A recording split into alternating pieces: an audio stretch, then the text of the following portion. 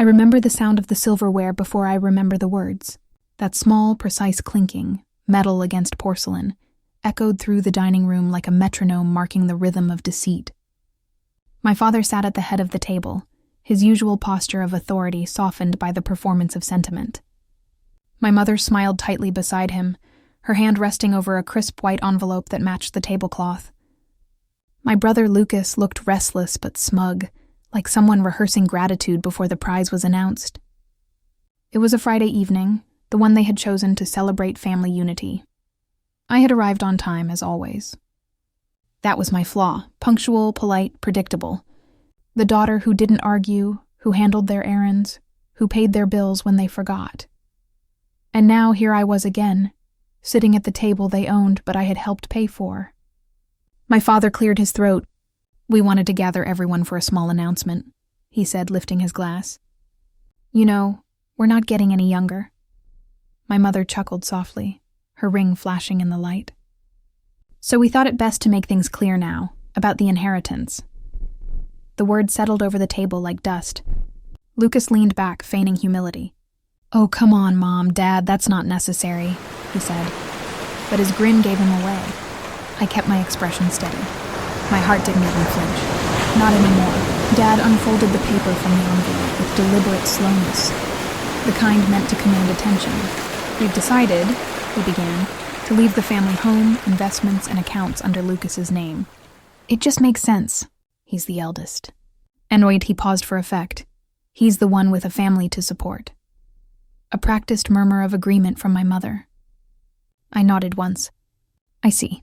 That was all I said. No protest. No accusation. Just calm observation. Because I had already read those words days before they were ever spoken. I had seen the will, the official version, and the second page they thought no one knew about. Mom placed a comforting hand on my wrist, her smile full of the kind of pity that cuts deeper than cruelty. "You understand, don't you, darling? You've always been independent. You'll do fine." "Yes," I said, meeting her gaze. "I understand perfectly." The silence that followed wasn't theirs. It was mine. Intentional. Weighted. I wanted them to hear the echo of what they didn't know. Lucas poured himself more wine, his confidence unshaken. "It's just paperwork," he said. "You've never cared about that stuff." I looked at him, the way you might look at a man stepping onto thin ice. "You're right," I replied. "But I do care about signatures." Dad frowned. "What's that supposed to mean?" I let my eyes drift to the envelope still sitting beside his plate. "That document you're holding," I said quietly, "isn't complete." Mom blinked, confused. "What do you mean?" "There's a second page," I said. "The one your notary insisted you both sign to validate the clause. The one you never mentioned." A pause, then a small nervous laugh from my father. "What are you talking about? There's only one page. Not in the copy I received." The words landed like glass, breaking in slow motion. Mom's hand dropped from my wrist. Lucas's grin evaporated. Dad's voice sharpened. "You shouldn't have access to that." "I shouldn't," I agreed. "But the lawyer mailed me a copy. By law, he had to. You see, it's not just your will. It's also mine. My signature was required on the trust distribution page, because part of the estate was built on my funds." My father went pale. Mom whispered, "That can't be true." I looked at them both, steady, calm, deliberate. Page 2 states that any assets derived from shared funds cannot be reassigned without written consent. Meaning, this dinner is just a show. The silence that followed was long enough to hear the clock ticking from the next room. Lucas pushed back his chair. "That's ridiculous, she's bluffing." I smiled slightly. "Then read it aloud, Dad, go on. Read page 2. His hand trembled slightly as he unfolded the will again, his eyes darting over the single sheet he held. His voice faltered. "You won't find it there," I said, "because you handed the notary a different copy." My mother's lip quivered. "How did you—" "Because," I interrupted gently, "I was there that day, in the office next door. You just didn't see me." The room went still. Even the air felt cautious. "I didn't come here for an argument," I continued softly. "I came to give you a chance to read it yourselves, before I ask the lawyer to." My father stared down at the paper, the hand that once signed my report cards now shaking over a stolen clause. For the first time that night, no one touched their wine. And for the first time in years, I wasn't the quiet one at that table. I was the truth they had hoped would never show up for dinner. The night after the dinner, I couldn't sleep. The words replayed in my mind. Not their will, but the way they said it. So easily, as if betrayal had become habit, as if they'd rehearsed it long before the wine was poured. I sat by the window of my apartment, the city humming faintly below. The will was still folded in my bag, the one I'd taken from the lawyer's office weeks ago when something about the meeting hadn't felt right. It started with a call. My father's notary, a polite man named Finch, who had been handling their estate planning for years. He sounded uneasy when he asked me to stop by his office. "It's just a formality," he'd said. "Since your accounts are commingled with some of the family funds, I'll need your signature to validate part of the trust." I almost didn't go, but something in his tone told me this wasn't about routine paperwork. When I arrived, Finch's assistant offered me tea while he stepped out to make a quick copy. It wasn't until I noticed the second document tray on his desk, marked for review, that I saw it. 2 versions of the will. Identical headers, same date. Only one had a second page attached. I scanned it quickly, my pulse steady, my breath shallow. It wasn't just a clause, it was protection. Clause 8b.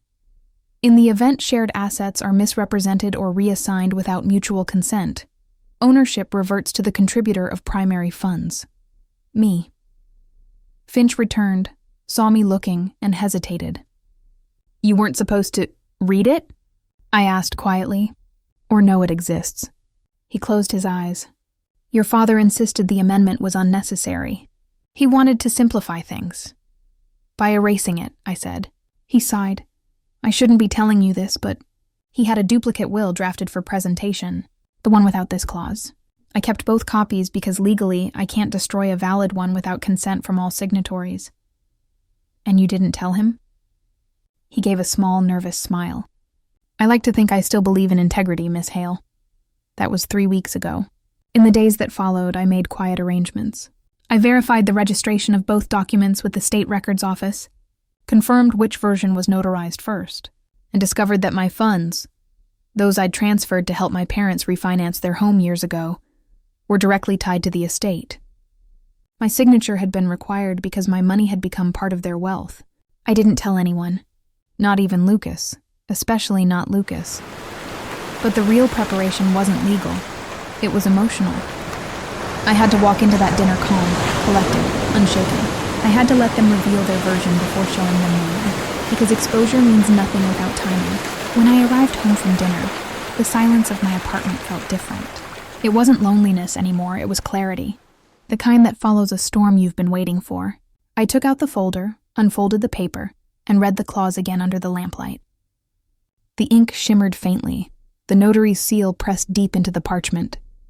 Proof of what they'd tried to erase. Proof that I had unknowingly been part of their foundation all along. I thought about my mother's hand on mine, the softness of her tone when she'd said, "You'll do fine." I realized she meant it. She wasn't reassuring me. She was dismissing me. The way you speak to someone you no longer consider part of the family equation. I poured myself a glass of water and leaned against the counter, watching the light catch the reflection. In that moment, I understood what my father never had. Justice isn't always a confrontation. Sometimes it's paperwork. The next morning, I returned to Finch's office. He looked startled to see me. "I thought you might," I said, handing him an envelope. Inside was a certified letter addressed to my parents, requesting acknowledgement of the valid clause under estate law. "This is the official notice. Deliver it tomorrow." He nodded slowly. "You're sure you want to go through with this?" "Yes," I said. "But I don't want it to destroy them. I just want them to remember who built the ground they're standing on." When I walked out, the air felt lighter, the city sharper in color. That night, I sat again by the window and watched the lights flicker across the skyline. My father always believed that control came from silence, but I'd learned something he hadn't. Silence isn't submission. It's strategy, and soon, the next sound they'd hear wouldn't be my voice. It would be the paper they signed coming back to life. The letter was delivered 2 days later. I knew the exact time because my father called at 7:42 a.m., early enough to sound authoritative, late enough to pretend it wasn't panic. Care to explain what this nonsense is? His tone was clipped, rehearsed. Of course, I said evenly. It's called transparency. You went behind our backs, manipulated legal documents. I didn't manipulate anything, I interrupted softly. I just asked for what was already signed. You did the rest.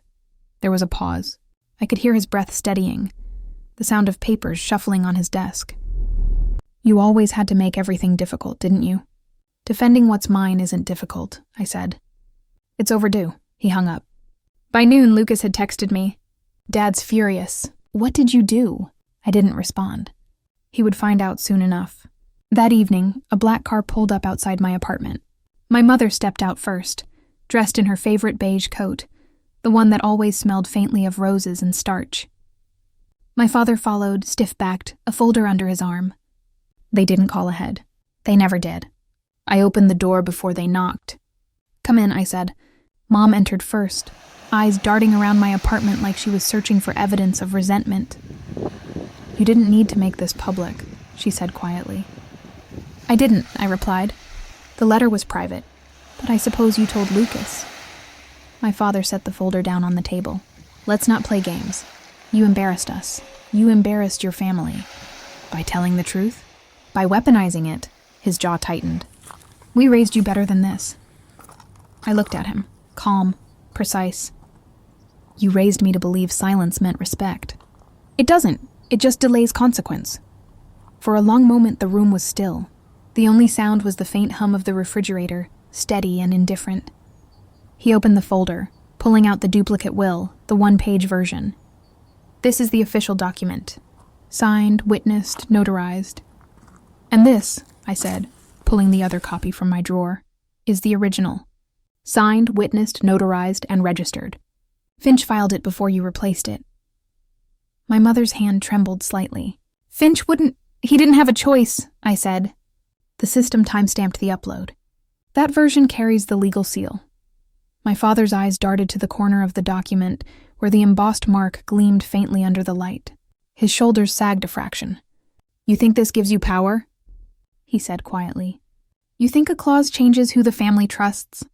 No, I said, but it changes who the law recognizes. Mom's voice broke slightly. We were protecting what's ours. I looked at her, steady but not unkind. You mean what you thought was yours? For the first time, neither of them spoke. My father straightened, his tone turning cold. You can take your share. But remember this, you've burned every bridge that mattered. I smiled faintly. Bridges built on lies aren't worth saving. He turned to leave, but I stopped him. Dad, I said softly, you once told me a deal is only as strong as the paper it's written on. You were right. That's why I kept mine. He froze at the door, the weight of his own words folding back on him. After they left, I sat down at the table where the folder had been. The faint outline of the paper's edge lingered on the wood grain like a shadow. For years, I had been the silent witness to their choices. Tonight, they had been forced to witness mine. The phone buzzed again. Lucas. This time I answered. What did you do? His voice was sharp, almost panicked. I told the truth, I said. He laughed bitterly. You think they'll forgive you? Forgiveness isn't the goal, I replied. Acknowledgement is. He exhaled, frustrated. You really don't understand family, do you? Maybe, I said. I just stopped misunderstanding it.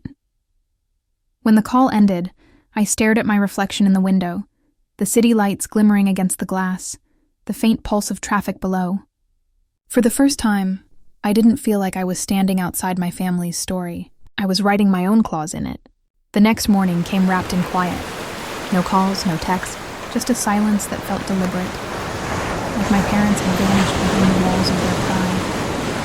I made coffee and let it go cold on the counter, my thoughts moving faster than I could catch them. By noon, I received an email from Finch. Subject line, Acknowledgement received. Attached was a scanned letter bearing my father's signature, formal, curt, unfeeling. He had confirmed the authenticity of the original clause, but included a single handwritten note at the bottom. This doesn't change who the family is. He was wrong. It already had. That afternoon, I met Finch downtown to finalize the legal handover. The sky outside was heavy with clouds, the kind that carried a quiet tension before rain. He handed me a thick envelope. Inside were copies of the verified documents, everything that now made my name impossible to erase. "I should warn you," he said gently. "They've initiated a private appeal. They'll try to argue intent." "Intent doesn't erase ink," I replied. "It's signed, sealed, and time-stamped," he nodded. "Still, they won't let go easily. People rarely do when control starts slipping." As I left his office, I passed a reflection of myself in the glass doors. For the first time, I didn't look like a bystander in my own life. I looked like someone who'd stepped back into it. That evening, Lucas showed up unannounced. The rain had started, soaking through his jacket. He stood in the doorway, breathless. "You need to fix this," he said. I leaned against the frame. "Fix what? The truth?" "You don't understand," he said, stepping closer. "They're furious. Dad says you humiliated him. Mom hasn't stopped crying." "Mom's tears are selective," I said. "She cried when she sold the house too, but not when she signed my name off the deed." He hesitated. "You really think this is justice?" "I think," I said slowly. "This is what accountability looks like when someone's built their comfort on your silence." Lucas exhaled, running a hand through his wet hair. "They're still our parents." "And I'm still their daughter," I said, my voice softening. "But being family doesn't mean being property." For a moment, neither of us spoke. The rain outside grew louder, pressing against the windows like applause or warning. I couldn't tell which. Finally, Lucas said quietly, "Dad wants to meet. Tomorrow. Neutral ground." "Where?" "The notary's office," he said. "He said he wants to settle it." When I arrived the next day, Finch was already there, neutral as ever, his hands folded neatly on the desk. My parents sat across from each other, my father rigid, my mother composed but pale. "This isn't a battle," Finch began. "It's clarification." My father interrupted. "Let's not pretend we don't know what this is. She's forcing our hand." "I'm not forcing anything," I said. "I'm holding you to what you already signed." He slammed his palm on the table. "You think this money makes you righteous?" "No," I said evenly. "But it makes me equal." The words landed like a verdict. Even Finch looked up. For a long, measured silence, my father said nothing. Then slowly he reached for his pen. "You'll get your portion," he said, bitterness sharpening every syllable. "But don't come running when it's gone." I smiled faintly. "I won't have to. I built this one myself." He signed the final paper. Finch notarized it. The sound of the stamp hitting the document was quiet, decisive, final. As I stood to leave, my mother caught my wrist. "You could have just talked to us," she said softly. "I did," I whispered. "You just never listened until someone else had to read it aloud." Outside, the rain had stopped. The city smelled new, washed clean. I walked toward the crosswalk, the envelope tucked under my arm, and for the first time in years, I didn't look back. Justice hadn't arrived with anger or vengeance. It had arrived in the weight of paper, the quiet of ink, and the echo of a door closing behind me. Soft, certain, and final. The weeks that followed moved quietly, like the slow recovery after a long illness. There were no calls, no angry messages, just a silence that hummed beneath everything, too deliberate to be peace, too restrained to be war. I didn't chase it. Some distances deserve to stay measured. I moved through the city with a different rhythm now. The same streets, same cafes, but the air felt lighter. Even the light through my apartment window had changed.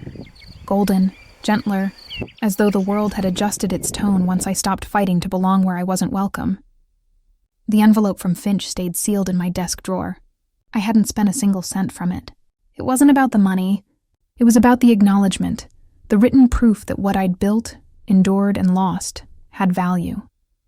For years, I'd been told family loyalty meant quiet endurance. Now I knew it meant honesty, even when it's uncomfortable. One evening, I found a letter slipped under my door. The handwriting was unmistakable, my mother's looping, graceful script.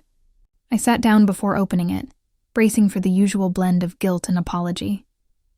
But it wasn't that. "We went through the photos again," it began. There's one we missed.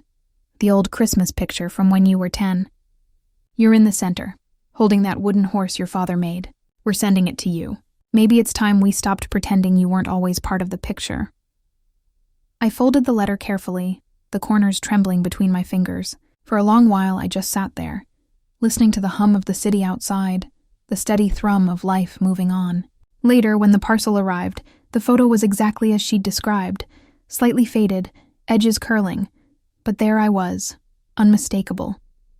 A child smiling in a world that hadn't yet learned how to shrink her. I framed it, not out of sentimentality, but as a record, proof that I had always belonged, even when they'd chosen to forget. That night, as I turned off the lights, the picture caught a sliver of the street glare.